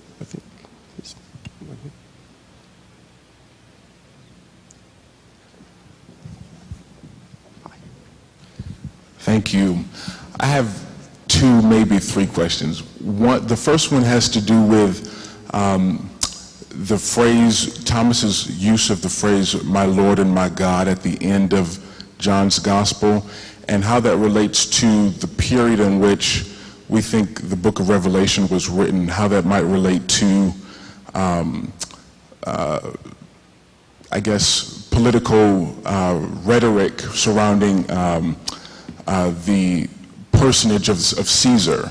And then the second question has to do with what you just said about reading the Gospel of Thomas in conjunction with the now canonical Gospels. What function might Thomas's Gospel had since it is almost exclusively the sayings of Jesus as opposed to containing events and miracle signs such as the canonical? And what might that tell us about the dating of Thomas's Gospel if it was intended to be read in conjunction with the canonicals? Thank you. Thank you. Those are really wonderful questions. I hadn't thought about the first thing you raised, how that profession, "my Lord and my God," John is writing what we think about 90. And of course, Suetonius says that Domitian is addressed as Lord and God. We don't know. Some people question that. But certainly the emperor is, as we saw those images, he is Lord and God, or certainly the deceased emperors. So that's a very important point. I hadn't been thinking about John in that context, but it sounds like a very good insight, one that should be followed further in looking at John. Thomas, when I say the function of it, it makes a point of saying these are the secret sayings, right? And John says, okay, well, from chapter 13 to chapter 18, this is just the disciples alone with Jesus. And Matthew and Luke make a point of saying, well, there were thousands on the hills of Galilee, and he was speaking in public. And Mark says, yes, but he didn't say anything to them that wasn't said in parables. And then in John, it claims to be speaking openly and not in parables. And Jesus says, well, you still don't understand it, but later you'll understand it. It seems to me that the audiences are meant to be different, that, as I said, the practice for a rabbi would be to speak in the congregation. But when speaking to your intimate disciples, you might explain things different. And Mark says, in chapter 4, well, privately Jesus explained everything to his disciples, but Mark tells you almost zero about what that could have been. Now, could it have been anything like what we find in Thomas? Who knows? But if he did have secret teaching, I mean, we know that both John and Thomas claim to be transmitting it. So I wonder whether there was secret teaching. I mean, it seems to me, Mark says so. Paul says he did that because he taught that way. Mark says Jesus taught that way, but he doesn't tell us what. And then we have 2 witnesses at least surviving who claim to report secret teaching, and there's a lot in common between those 2. So my guess is that if Jesus did have secret teaching, as Mark says, it was meant to be taught to people who were already in part of the inner circle. And Jewish mysticism later was said to be taught only to people who were not young. They were over 35, because they could be immature or simply mistake. If Jesus says, well, you are my brother, you come from the divine just as I do, if you're immature, you could say, oh yeah, well, I can do anything I want. It could be taken in a megalomaniac way instead of with a kind of spiritual maturity. So I think that's a reason that secret teaching was kept secret in Jewish tradition. Or it was kept within a circle. In fact, it's not written down. These are the secret sayings which Jesus spoke. Because if you write them down, anybody can find them. But if you speak them, you know to whom you speak. And you don't say them to anybody who you don't think is mature enough to understand what's being said. So that's the reason for the oral teachings, and that's what they both claim. Who knows? Interesting. Thank you.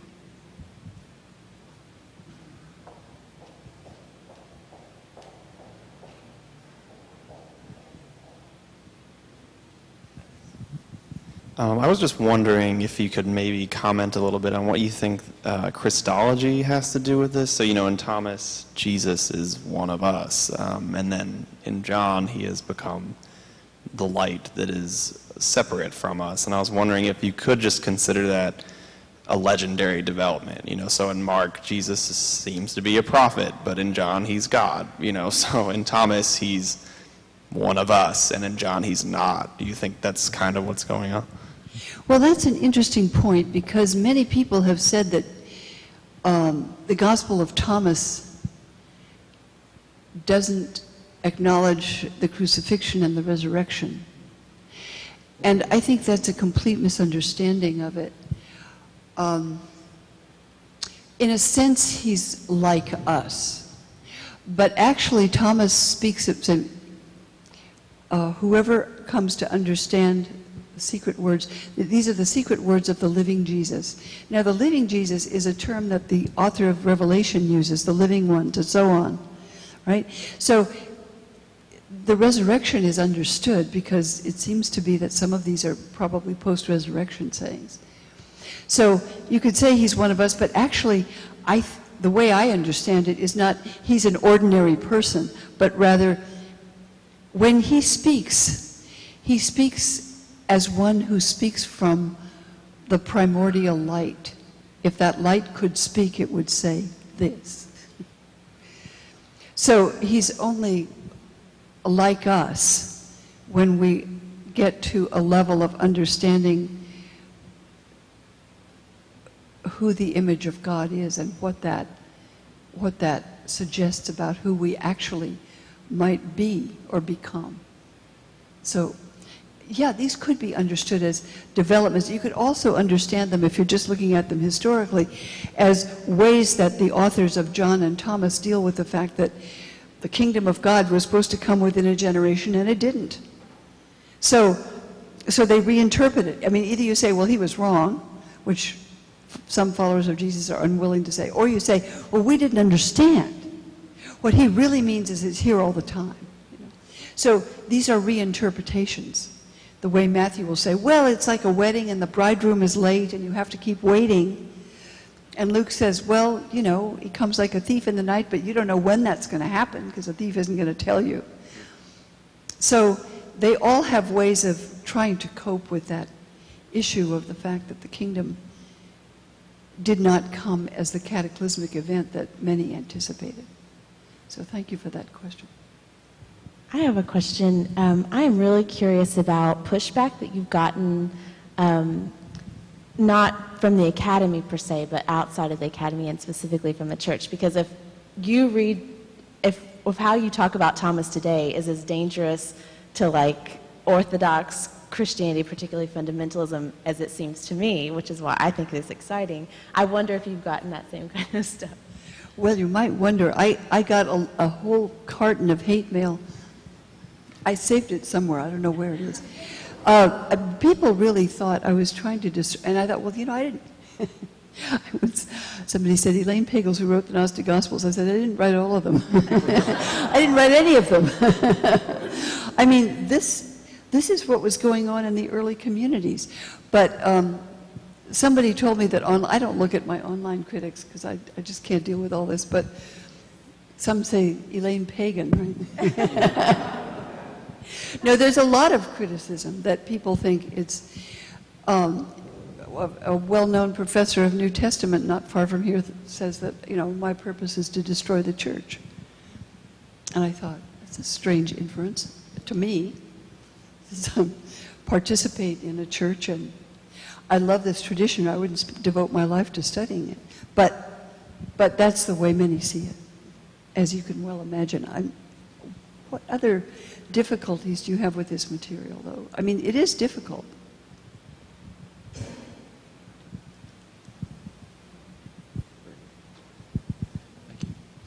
The allusion you made, you alluded to this idea of Thomas, Didymus, Judas being the twin of Jesus. If that is true, could you elaborate on the holes that are blown through our concept of incarnation? If Thomas is the twin of Jesus, where is the divine in Thomas? And is that alluded to in the Gospel of Thomas? It's a good question. At first, when Jean Dorès looked at this text, he and others asked, you know, what does this mean about the birth of Jesus? I think that this author isn't talking about a literal level of a twin brother, but rather on a symbolic level that at the beginning of the Gospel of Thomas, saying 13, Jesus says to his followers, who do people say that I am? So this is basically Mark 8, 30, whatever, 37. Who do people say that I am? And then the disciples answer, and let's see, Peter says, they say you're a righteous messenger. And Matthew says, well, you're like a wise philosopher. And I think what these are translations of what you find in Mark for somebody who speaks Greek. So Peter saying, you're the Messiah, this is a Hebrew word for, you know, anointed one, Messiah, is translated as a messenger from God. And Matthew saying, rabbi, in effect, your teacher, is translated into wise philosopher for people who don't know Hebrew words like rabbi and Messiah. And then Thomas here gets, and of course in Mark, Peter's saying you are the Messiah is the right answer. And Matthew adds a blessing. Blessed are you, Simon Bar-Jonas, flesh and blood has not revealed this to you. But in Thomas gets the third. He says, Master, my mouth is completely incapable of saying what you are like. And then it says, Jesus took him aside and said 3 things to him. And when they got back, the other said, what did he tell you? And he says, if I told you even one of the things he said to me, you would pick up stones and throw them at me. So you think, well, what did he say? I mean, you could only be stoned for two things, right? One would be adultery, and one is for blasphemy. So we presume this is not a case of adultery. It's a case of blasphemy. So you'd be stoned for what? I mean, in John's Gospel in chapter 8, it says people took up stones to throw them at Jesus because he was making himself like God. And so we don't know what the sayings are. You're supposed to read the Gospel anyway with a teacher who's had the oral initiation, which I haven't. I mean, I think there was oral instruction that went with this Gospel. Secret teaching. But if we infer from other texts, Jesus might have said to him, I am theos, which would mean divine in Greek. You are theos. I am you. Because at the end of the Gospel, Jesus says in saying 108 to Thomas, whoever accepts my teaching will become like me, and I will become that person, and the mysteries will be revealed to him. So, meaning, I will become you and you will become me. This is not a physiological statement of fraternity, but it's a spiritual statement about connection, as I read it.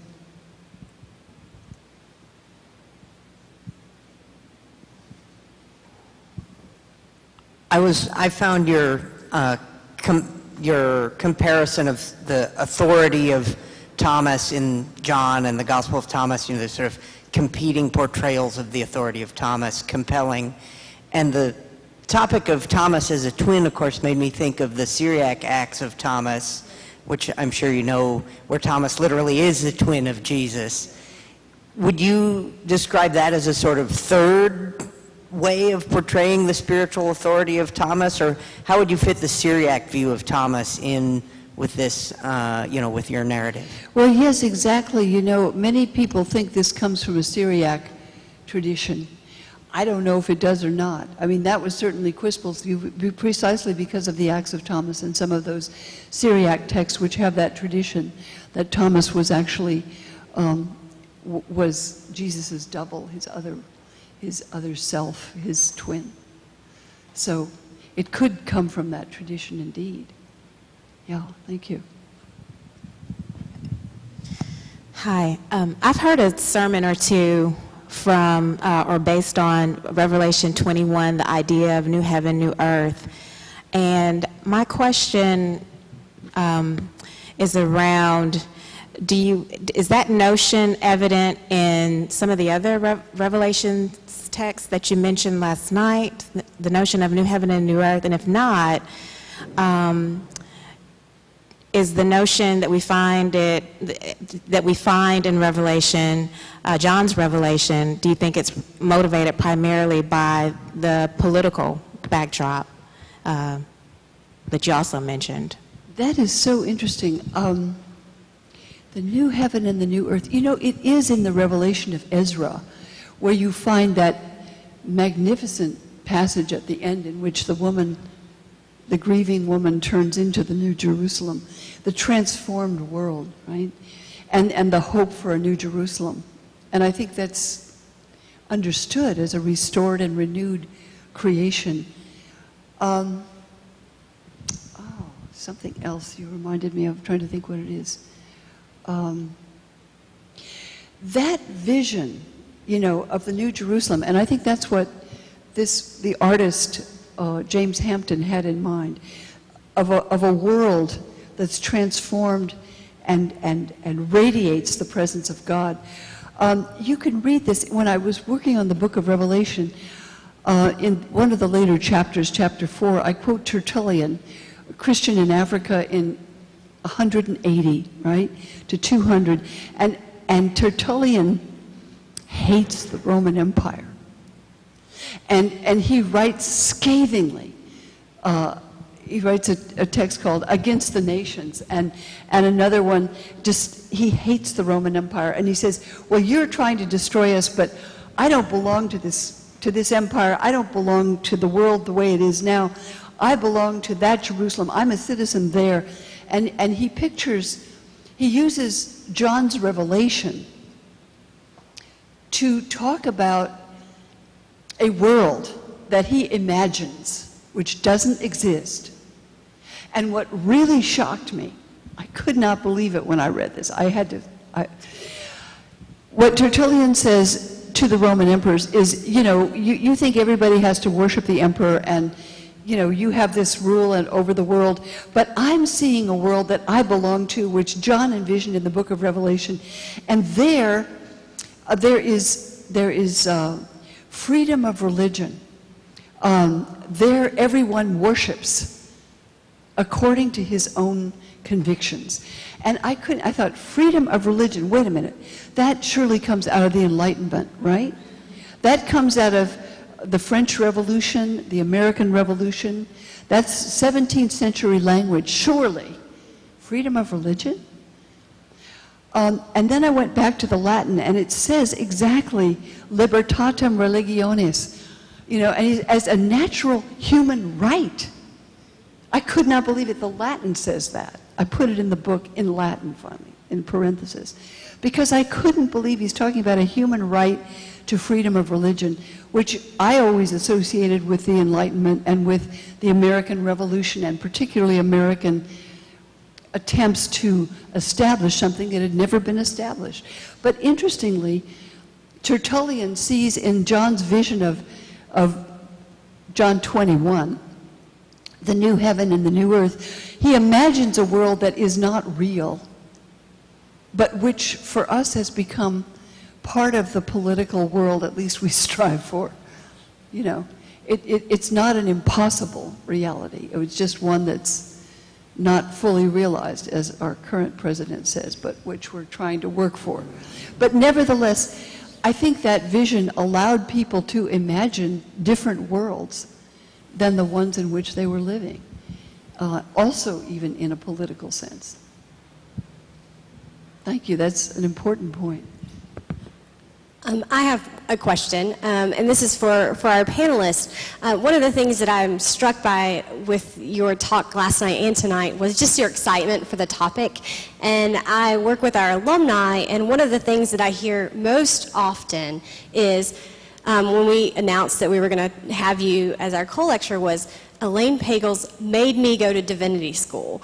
And so one of the things I asked for our panelists is, how do we take this excitement that we experience in the walls of Vanderbilt about topics that may not be common to our lay people in churches and share that excitement?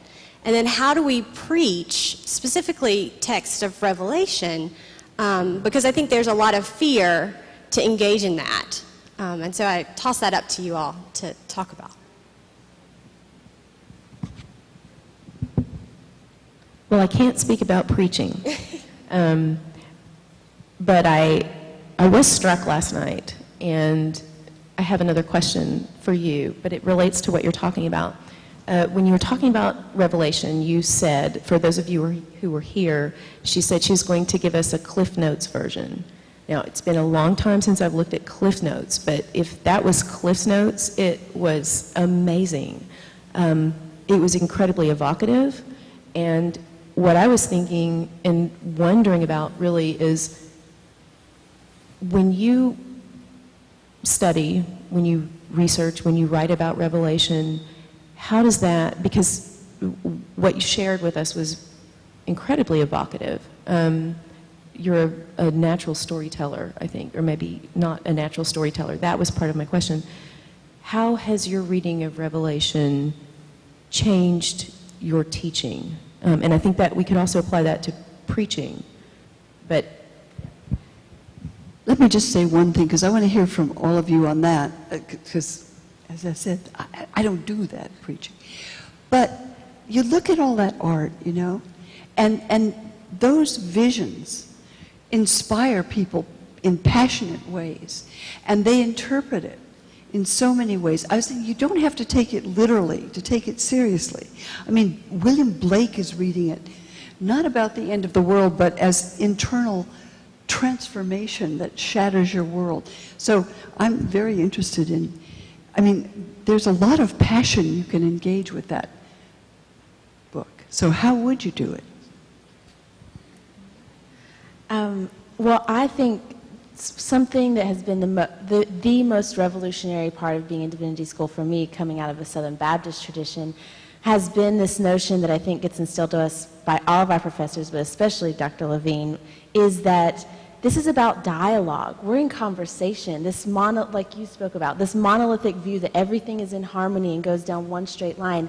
And I think that we as religious leaders know the right words that we're supposed to say, and we don't trust our audiences enough to be able to handle differing and counter views. And so I think that talking about Thomas in relation to John is beautiful because it helps us, this isn't about Revelation specifically, but it's about giving more than one voice at the table, right? Because we have been taught in this country to fit a mold. We have produced our system of workers and thoughtless kind of drones, and I think that what the church has to offer is a sign that's like, wake up, because God is real and there are so many different ways to understand and know and get at the divine that we're missing by just toting a party line. So I get really excited about John and Thomas being that conversation partner, and also about Revelation of like, we've all had experiences in our life that shake us to the core.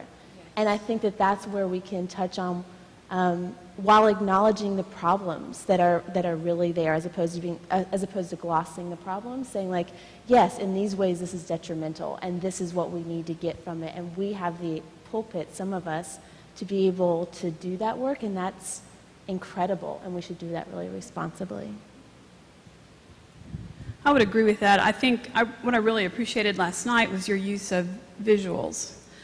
Because I'm a visual learner, I'm a photographer, and so the use of that really helps me form an image in my own mind.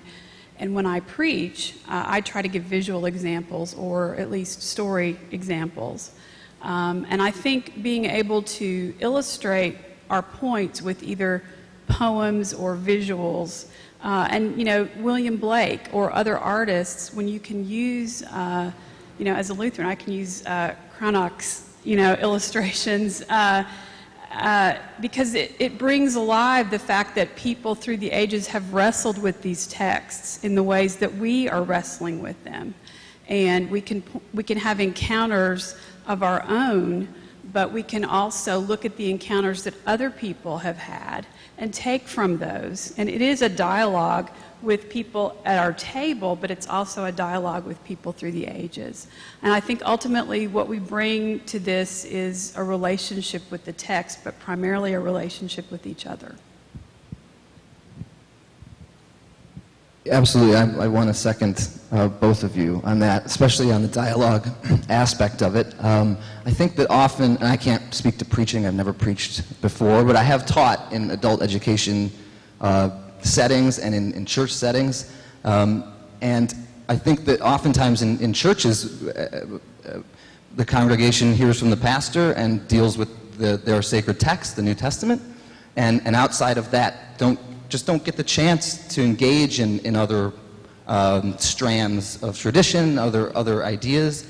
So for me, I'm very concerned with Jewish-Christian relations and Jewish-Christian dialogue, which is part of the reason that I do New Testament and Jewish texts together and relate those to them. And so in adult education classes, we can take what we learn here at Vanderbilt and practically apply it, and to say, well, are our texts wholly Christian, i.e. other than Jewish? Well, no. Just like is the Gospel of Thomas wholly Gnostic, i.e. other than Orthodoxy? Well, in some senses it is, but in others there's parallels between the Synoptic Gospels.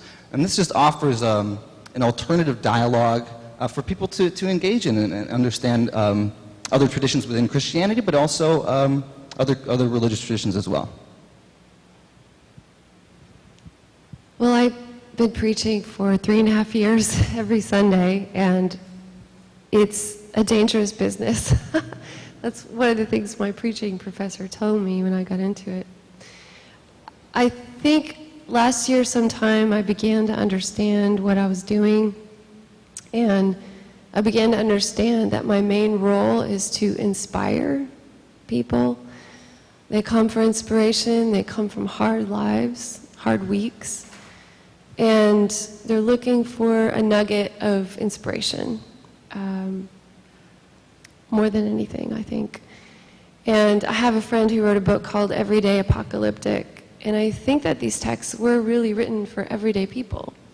I think that sometimes we get lost in the translation because they were written so long ago to a culture that we don't understand. But I think the preacher's role really is to live in that narrative world of the text, to love it, to wrestle with it, to be passionate about it, and to re-narrate that as faithfully as possible for the people that come.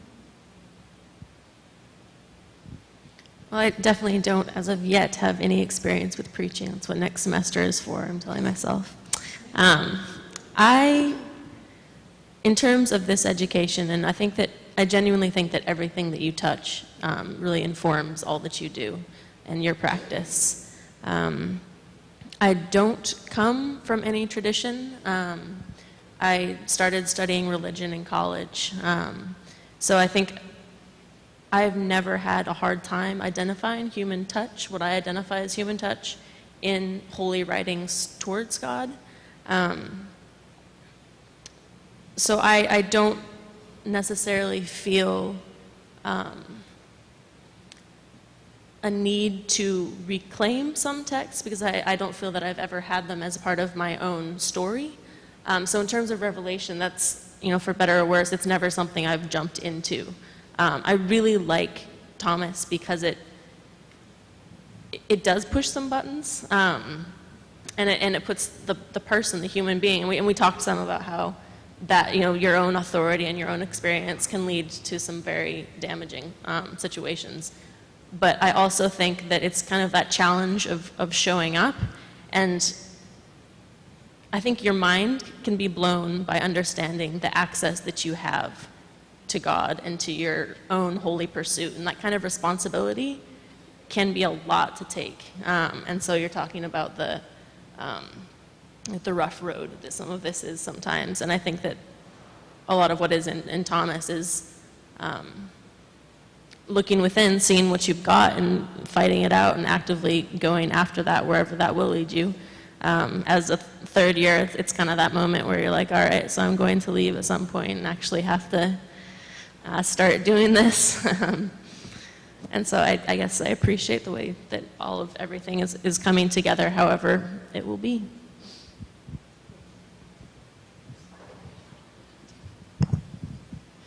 I get to claim the last word. And it's not a question, actually. It's an announcement. Next year's co-lectures will be the first Thursday and Friday of October, as this year's was. And the speaker for those lectures will be Dr. Tex Sample. Some of you know him, those of you who are United Methodists. And he will be doing 2 lectures as normal, and he does not yet know his titles, but I wanted you to save the date, know who it's going to be, and invite you to be with us for the co-lectures for next year.